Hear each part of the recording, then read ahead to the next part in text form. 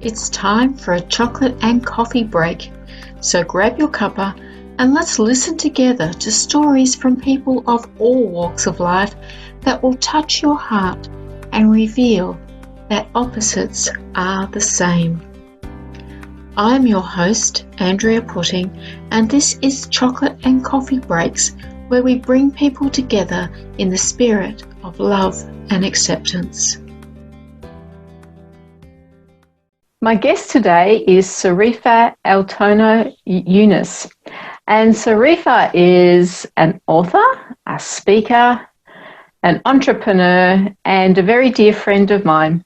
And I've asked her along today because I wanted to explore some subjects on Chocolate and Coffee podcast breaks around what it's like to be a Muslim in Australia.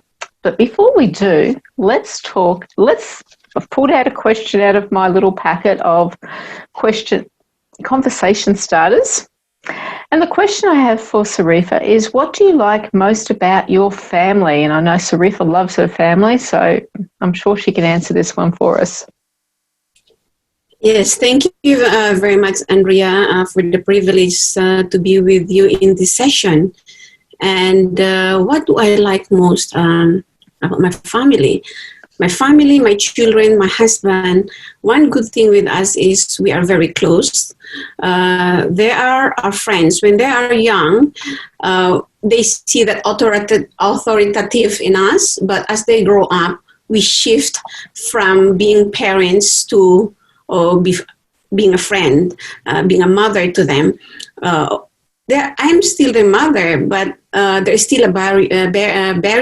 They know that they cannot, not a barrier, there is still a line that they don't step on it, but we can discuss anything from school, from food, to a personal or the ambition or anything. We can talk about it. When I'm home with my family, and my husband, we go for a qualitative relationship instead of quantitative. When we are with them, even if it's only for 5 minutes, we really make the time that we listen, we play, and we do activities with them. Yeah, so they see us just like their friends, not only a mother or a father, but friends. Yeah. Yeah, I know. I appreciate that because that's the relationship that I've had with my children too, and it's beautiful. It's lovely. Now, of course, this is Chocolate and Coffee Breaks, Sarifa. So, have you've got a cuppa? Oh yes, We've got our cuppa. Got some chocolate. Yes, I got some chocolate, and I wish I could share this with you because it's absolutely beautiful chocolate. Oh, virtually. I'm already thinking how beautiful it is. Yeah, it's very pretty, isn't it? It's a very pretty block of chocolate. And it's from the Ministry of Chocolate, and it's strawberry fields, and it's got strawberry in it, but it's also covered in these beautiful pieces of dried strawberries. It's just so divine. I just can't wait to get into that. And I wish we were together because I would be able to share it with you, but due to certain circumstances we won't be talking about today, we can't be together. Yeah. Yeah.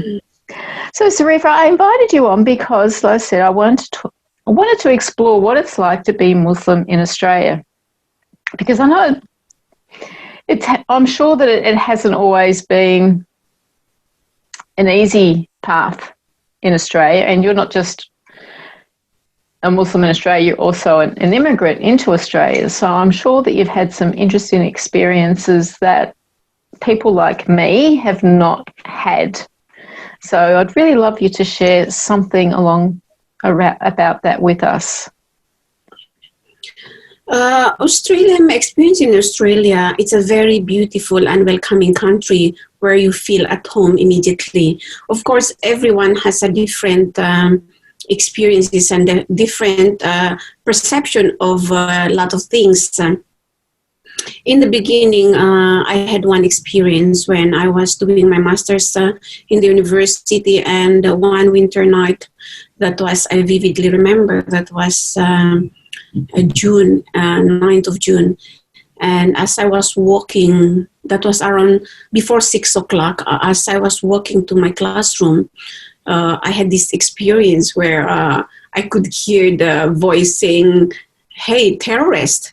And as I get closer to, then the voice gets louder, calling me terrorist. And then I looked up and I saw three huge men calling me terrorist. Oh, gosh.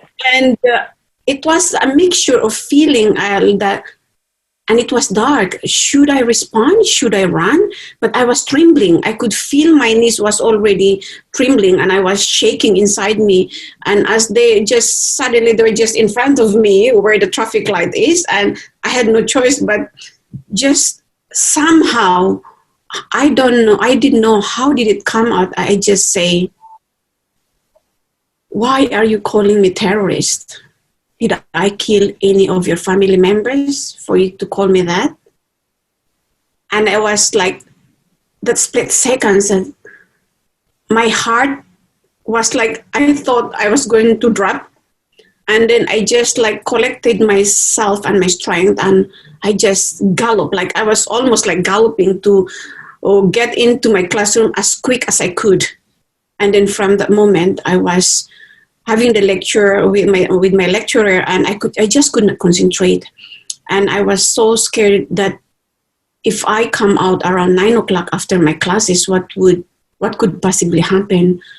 So before my class ended, I phoned my husband to come and pick me up from the step door of my classroom because I was too scared to step out of the classroom. And he had to wake up my two children. One of them is 4 years old and another one is 1 year at the time. And he had to grab them, put them in the car, pick them up from the bed, put them in the car, and pick me up from the university. And from that moment, I was too scared to go to the university on my own, particularly when it's night and winter. So from that moment, I had to make an arrangement that my husband and my two children had to pick me up from the university. So that was my experience. But by saying that also, not many of them, you will get always, there is always a black sheep. Even in a family, there is always a black sheep. Yep. But apart from that, I really have a good experience with the people in Australia, and people are tolerant. We tolerate each other. And it's a very special feeling that you don't get it in many countries. And my friends like you, I never feel that I'm different. So that's my experience. Well, you're not. You're one of my dear friends, and that's very special. I think you're a very special lady, and you have a lot to contribute to the community as well. And I know that you do that. So you said that in other countries sometimes you don't feel as safe. Is that right? Yes. You've travelled a lot. Yes, I travel a lot. I do travel a lot, and sometimes, when you step in the airport in a country, sometimes you can feel the country. If you feel like, there is certain feeling that you get in every country. That's why most of the time I always want my husband to be with me when I travel, especially if I don't feel safe. Having a headscarf on my head is it's very evident that I'm a Muslim, and not many people are respecting other faiths, So that's why, like, my scarf always speak who I am, So that's why I always prefer that I'm traveling with the family members or friends or with my husband. I would not dare travel on my own. Yeah, that must be unsettling to think that you can't travel on your own. Just for safety as a woman. Yeah. A lot of women don't like to travel on their own anyway. Yeah. But yeah. So, what would be a particularly good experience that you think that you've had, that you've seen, of people reaching out and trying to build bridges between different people, different faiths, different cultures?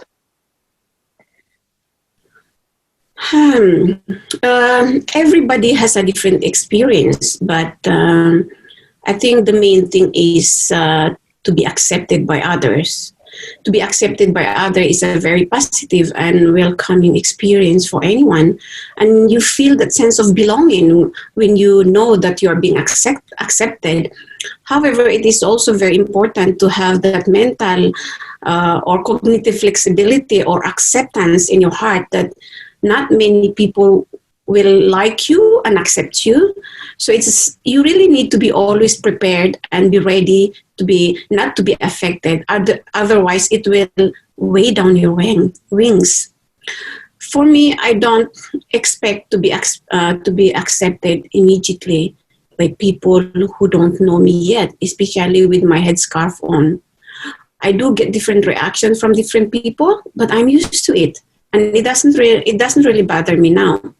I respect the people's perception of me, and I'm not, and because we are not in control of what they perceive of me. But of course, I am in control of my behavior and my reaction towards them, or how would I respond towards them. And acceptance of other is not as it's not easy when people act or look differently than majority. And in Australia, we are not the majority, so you will always see those type of people. We all have trouble accepting those who are different, and that's normal. By learning the skill of empathy, I'm sure we will be better able to understand ourselves and those who are different from us. But for me, there are 3 strategies that I learned to accept others. First is allow others to be different. Yep. Like no one is exactly the same as everyone else in the world. Definitely. If everyone is the same, then had the same personality, the same interest, the same faith, the same experiences, we would lose interest of each other so quickly. Yeah. So each of us has a unique set of qualities and characteristics that make us very different from each other. Even though we know that these differences are for the best, sometimes we feel uncomfortable with these differences. Some people either try to look down and change people who are different, or they avoid or ignore them or even ridicule them, But that's normal as long as you have that acceptance in your heart that it shouldn't affect you. And if people understand that differences and similarities is what beautify us and what make us curious to learn from each other, So the second one is for me is that don't be quick to judge. It's easy to look at others and point out their flaws. Sometimes we judge and criticize people even without even realizing it. But the more challenging and empathetic response would be to point out the good in each person. When we accept others as they are, it means that we understand that they are doing the best that they can do at the time. Remember, if they could do any better, they would. And a third order is try not to criticize. The key to accepting people as they are is learning not to criticize. When you criticize without learning to understand, it can only create a conflict, between you and the person. And when we practice accepting others, we are able to make it a habit. And we make acceptance a habit in our life, then we will become more understanding, positive, and respectful of others. So that's how that's lovely. Yeah. So acceptance, don't judge, don't criticize. Empathy is such an important thing, which really is the whole point of chocolate and coffee breaks is to learn those skills, is to take time and to find that connection between two people, so that feel the empathy for someone else's story, and to acceptance. It's all about bringing people together in love and acceptance, which is beautiful. So another thing I thought it's always good to explore is about other faiths. So is there something about the Muslim faith that what's your favourite thing about your faith? My favorite thing about Islam, the faith of Islam is it's a peaceful religion that respects other faiths. You know, we are very respectful of other faiths regardless. Having different faith in our societies and nation is an opportunity also for us to learn differences and similarities so we can all learn to understand, embrace, and respect and tolerate each other. And, Australia is a very multicultural and multi-faith society. So Australians as a whole follow a wide range of different faith or religious spiritual beliefs. Learning about them will help us to become also more understanding and more respectful of people who hold beliefs that differ from ours. And ultimately, we need to accept that we are all entitled to our own beliefs, Yeah. So that's what I really like with my faith is about it's being tolerant and respecting others and not imposing on others what they believe, Yeah. I've discovered that I did visit a mosque one time in Sydney with people from my church, and that's what we actually discovered was that what they were talking about and what we were talking about was almost identical. Because we were both very peace orientated and very much about the acceptance of every person, which we talk in my church, we talk about the worth of all persons. So every person is of value and somebody that we can love and accept. So it just seemed to have this same correlation that while in a mental world while we're just looking at from the outside, we go, well, they're very different to us. It was like, well, actually, it's not that different. We have that same sense of that core of love. And yes. Yeah. Of brotherhood and sisterhood, that sense of community. Yes. But if you look at also other religions, like, for instance, Judaism, Hinduism, Buddhism, Christianity, and Islam, it's all about community. It's about, we all talk all the same thing. Thou shalt not steal, thou shalt not lie, thou shalt not. All those things are the common thing that keep us as a good person, And of course, some people, they follow the religion very strictly. Some people, they go above. Some people, it's just that they belong to that religion, but they hardly even practice, So it is a guide. Religion is a way of life that it guides us what to do. But of course, as a human being, we always make a mistake, and we always sometimes follow our anger or that emotion that we have. Either you have an anger or ego towards others, or hatred that has nothing to do with the religion. That's purely an individual decision and choices whether to become a good or bad, because at the end of the day, all religion teach good things, all goodness, Yes. There's that golden rule that we talk about in Christianity, I guess. And what the fact is that the golden rule covers every religion that I've looked at. Every religion has this golden rule of treat the next person the way that you would want to be treated. To treat each other with love and respect. It's a part of every religion. So it's a fascinating thing to look at and to stop and think, well, hang on a minute.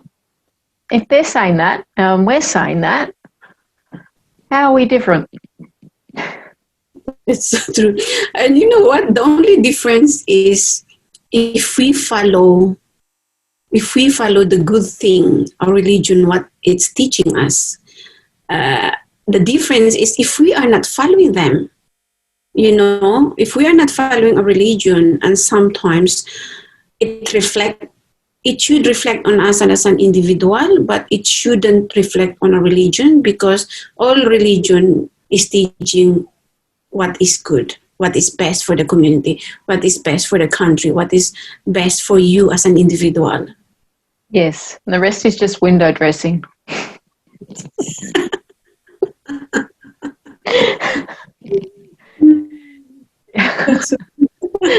Well, it is, isn't it? You know, it's just, it has that same basics, but it's just the way we do things might be a little bit different to each other, but we still have that solid core that's the same, and that's where the importance is what that core is. And all the other things, they're fascinating. And I think they're fascinating exploring what other people believe and how they celebrate different events and things like that. They just fascinate me to see that. And it's such a joy to be able to share in those things with people. And seeing those differences, what makes us learn and give us idea, and that what makes us better and better. And that what makes us also closer when you understand the other people, you know. And that's why, like, for me, it's very important that knowing the faith of a person is very important for me. So I know, I do have a better understanding of the person, because the more you understand a person, the more you have that better relationship with them, or live in a harmonious environment. It's like husband and wife. The more you know your husband and the more your husband know you, then the easier the relationship it becomes. But if you don't know each other, that's where the problem arises, and you keep arguing for nothing, you know. Yeah, that's right. Which I hope is what people find with having a chocolate and coffee break, is that they have that opportunity to get to know someone that they don't know, and to ask questions. And I think I need to put in some kind of clause there that it's okay to ask a silly question. This is your opportunity to ask a silly question. And I don't have any up my sleeve, but I've heard some really, really good ones from other people, of just that some people will ask questions that seem so illogical, and it's just like, why would you ask that question? Why would you even think that? But hey, sometimes we have silly questions. Yes. And sometimes what we think silly is there is moral in it, you know, but we just sometimes don't think of it, you know. It's all sometimes it makes sense also. It's all about helping us to understand the next person. Yes, that's so true. Yeah. Mm-hmm. Yes, well, it's been a real joy being able to have a chat with you today and to share some chocolate and coffee. And I'm going to eat my chocolate. I might have to share it with my husband instead of you. Next time I see you, I'll make sure I've got a block of this. Oh, yes. After this COVID, when we go back to a new normalcy. Yes. At least we can share chocolates. Yes. Yes, yeah. Acceptance is really, it is in one of my, one element in my book about acceptance, how powerful it is. It's a very powerful tool to break down any obstacles or barriers, you know? Yes, it is. Yes. And as long as there is no acceptance, there is always be a problem or challenges between two people, you know? Yeah, exactly. Yeah. Yes. What all I can say is thank you so much. And I just want to leave the audience with three things is acceptance with different faith is first is acceptance, then respect, and understanding. When we have that three, that acceptance, and then when you accept people, then you try to understand them, then you respect them, then I'm sure we will have that very harmonious relationship in the community. And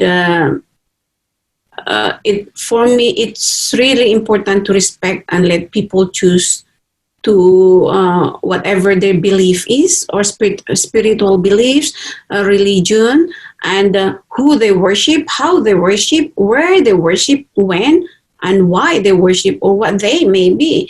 When we have that acceptance, regardless, there is no barrier between us and others. No, there isn't. And I have a bit of a saying that that I've used a few times. It's like a GPS. We're all headed towards the same direction, but whether we drive a Toyota Corolla or a Mercedes-Benz, it doesn't matter, because we're all going in the same direction. We've just set it on to the GPS and off we go.